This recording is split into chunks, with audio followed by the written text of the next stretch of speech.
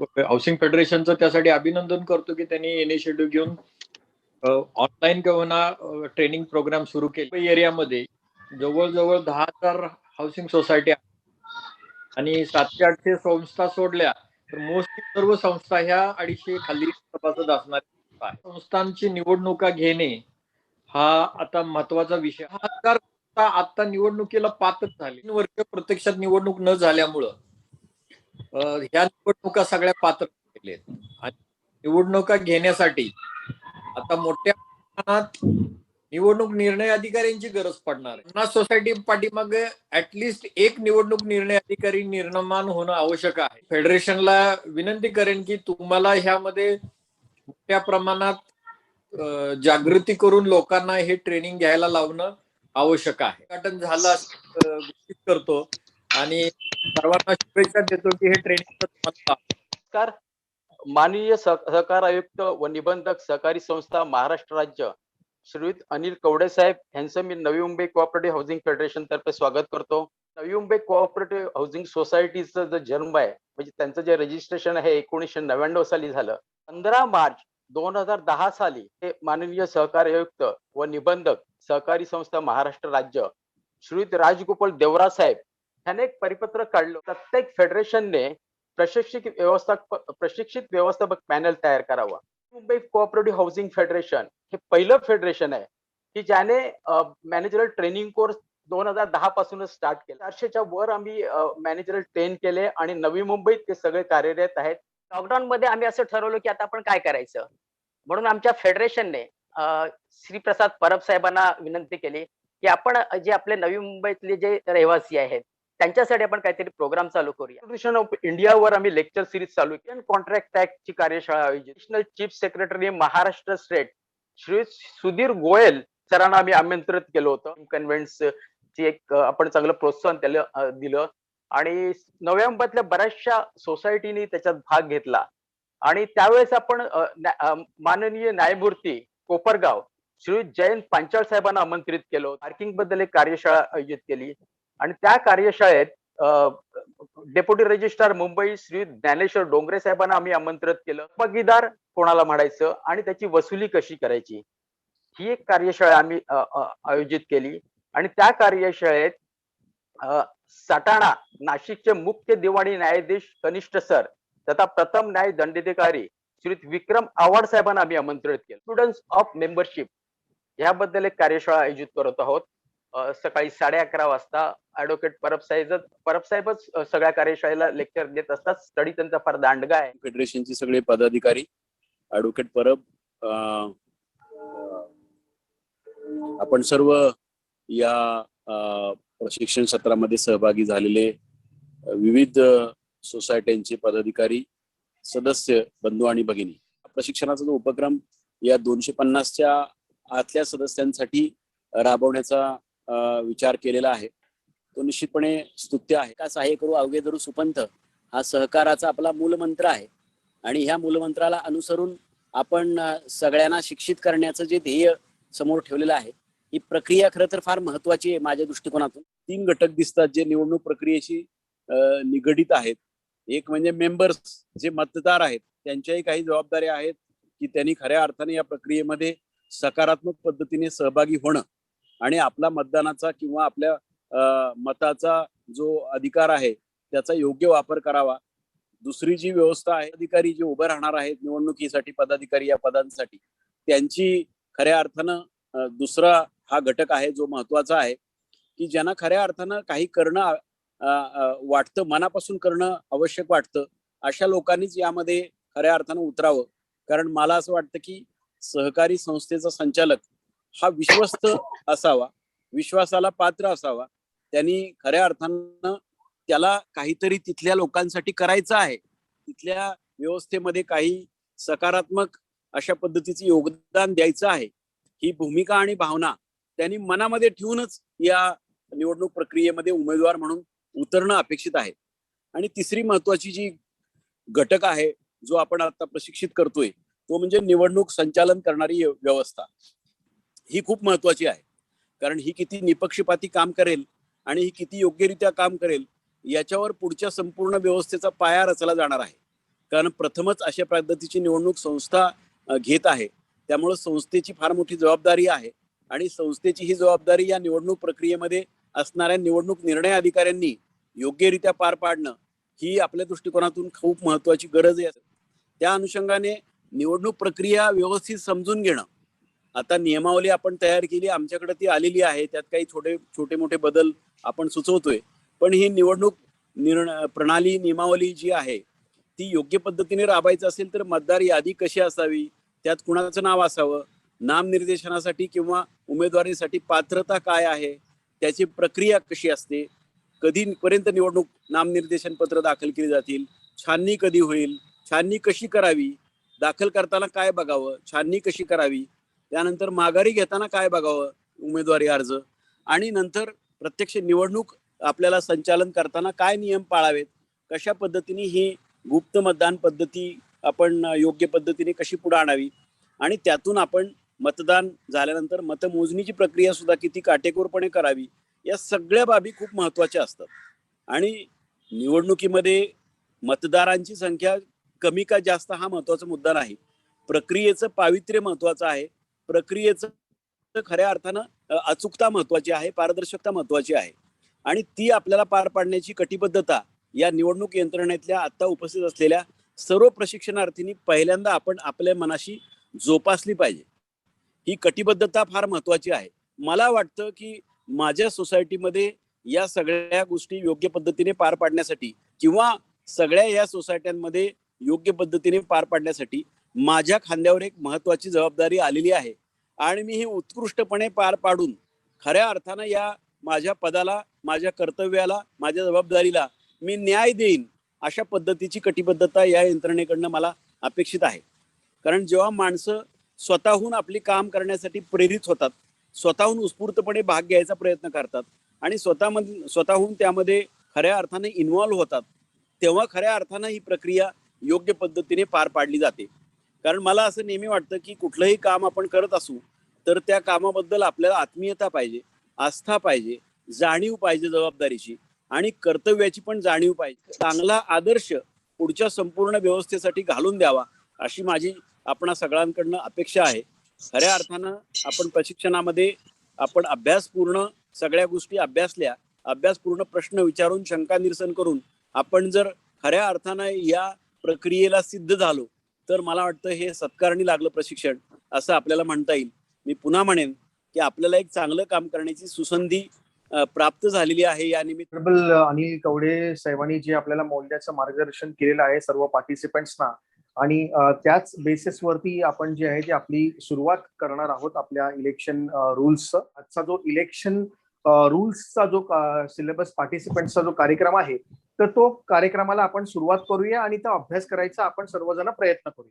Maharashtra state housing federation जे आहे, सर्व अपेक्स बॉडी, सर्व फेडरेशनची जी अपेक्स बॉडी आहे त्या स्टेट हाऊसिंग फेडरेशननी ह्या इलेक्शन रूल्सचा एक सिलेबस फ्रेम केलेला आहे. इलेक्शन सिलेबस मध्ये आम्ही असे व्हेरियस चॅप्टर्स केलेले आहेत. चॅप्टर्स मध्ये सर्वप्रथम आपण इंट्रोडक्शन ठेवलेलं आहे, त्यानंतर मग चॅप्टर 2 मध्ये आपण डेफिनेशन, सर्व प्रकारचे डेफिनेशन घेतलेले आहेत.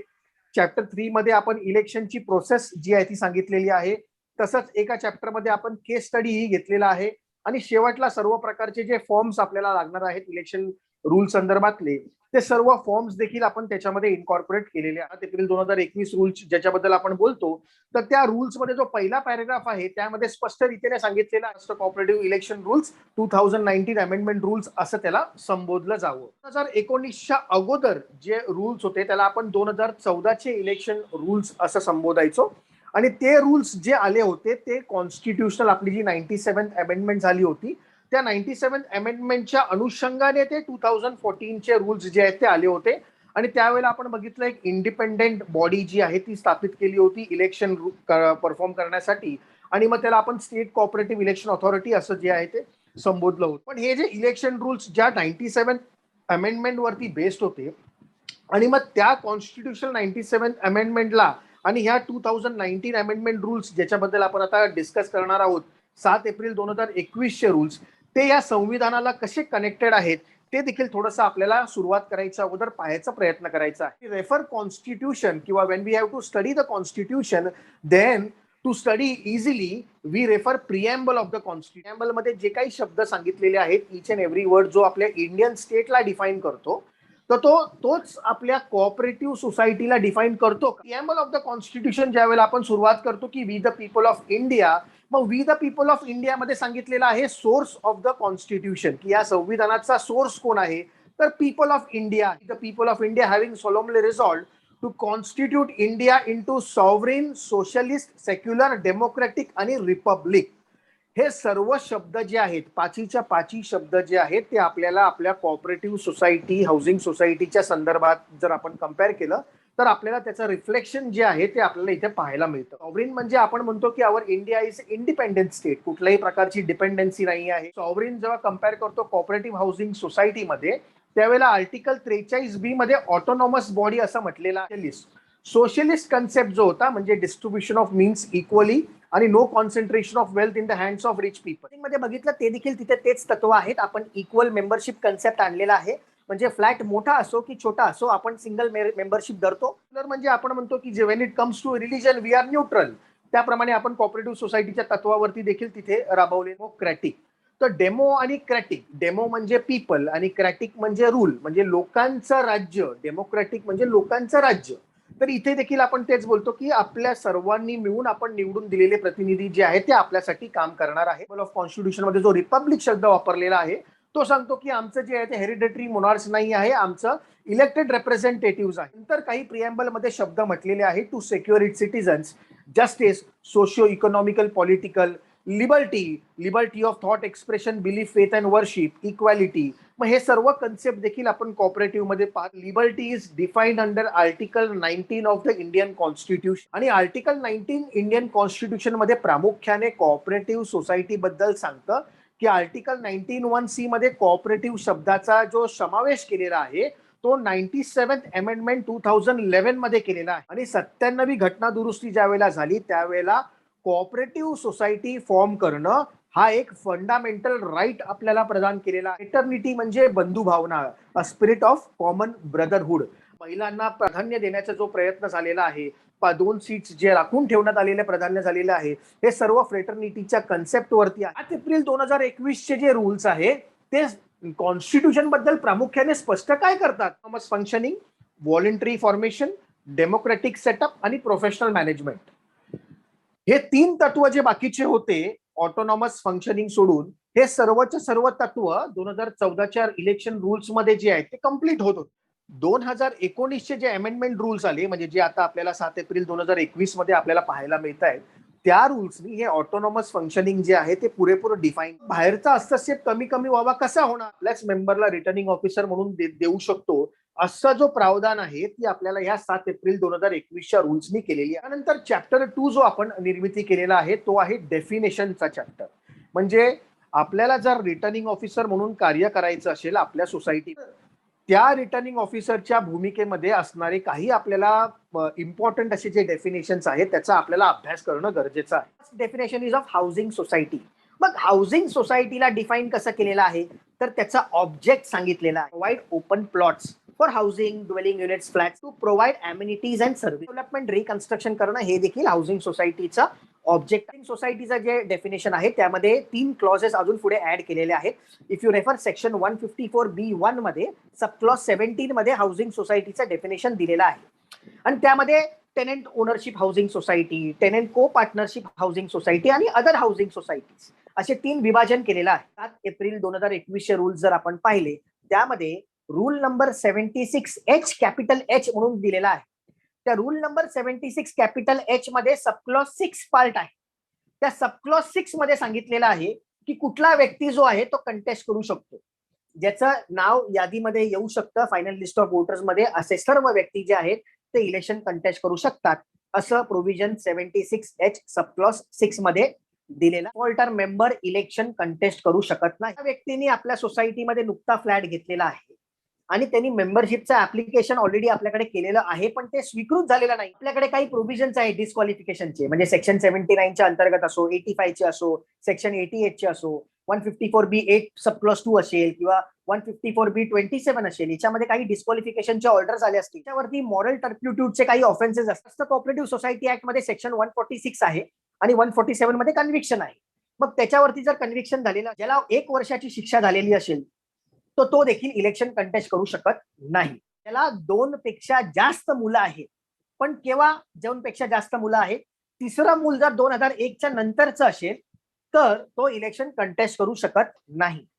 2001च्या अगोदर 3 मुलं असतील, 4 मुलं असतील तर तो इलेक्शन कंटेस्ट करू शकतो. 2001च्या अगोदर फक्त एकच मुलगा आहे आणि 2001च्या नंतर त्याला जुळी मुलं झालेली असतील, ट्विन्स झालेली असतील, तर मग त्याला एकच काउंट करायचं आपण. आणि अडॉप्टेड चाइल्डला आपण कन्सिडर करत नाही. बायोलॉजिकल जे असतील त्यांनाच फक्त आपण कन्सिडर करतो. आपल्याकडे बायलॉ नंबर 43B मध्ये सांगितलेलं आहे की 8 दिवसाची इंटिमेशन नोटीस द्यायची जर आपल्याला फ्लॅट सबलेट करायचा आहे. If you fail to intimate that and if it is recorded in the society, then also that is also one of the ground for disqualification to contest the election. Bylaw number 116 दिलेला आहे.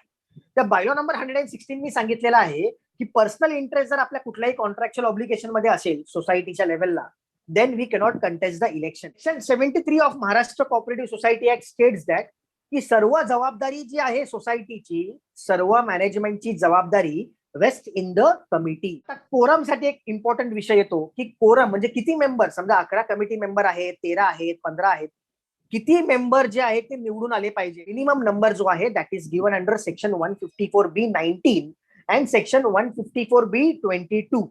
You have to refer both these sections. Returning officer.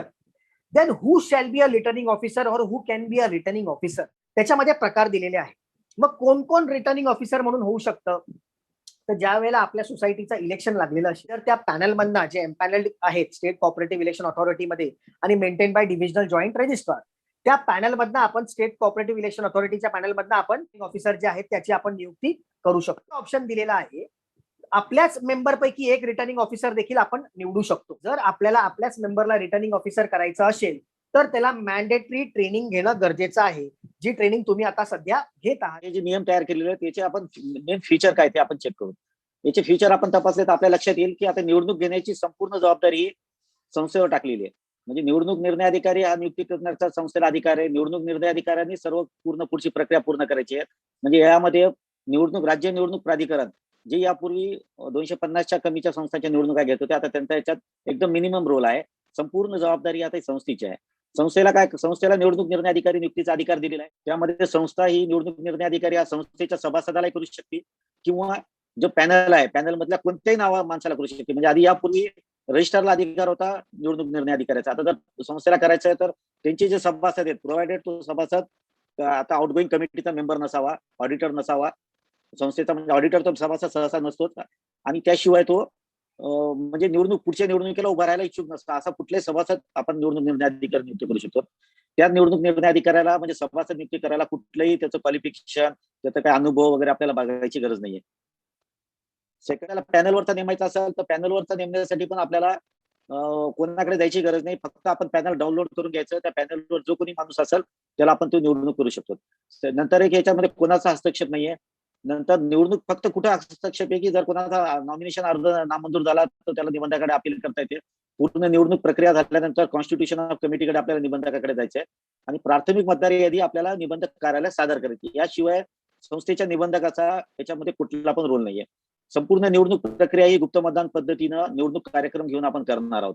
यामध्ये 5 दिवसाचा निवडणूक कार्यक्रम आहे याच्यात आणि निवडणूक निर्णय म्हणजे निवडणूक बिनविरोध झाली तरी विशेष सर्वसाधारण सभेत आपल्याला ती घोषित करायची आहे किंवा मतदान हे आपल्याला बॅलेटने घ्यायचं आहे. बॅलेट मतदान हे आपलं स्पेशल जनरल बॉडी मीटिंग मध्ये होणार आहे. मतदार प्राथमिक मतदार यादी, निवडणूक कार्यक्रम, निवडणुकीची सर्वसाधारण सभा ही आपल्याला प्रत्येक सभासदाला बाय हँड याची माहिती बाय हँड अथवा इलेक्ट्रॉनिक मोडने द्यायची.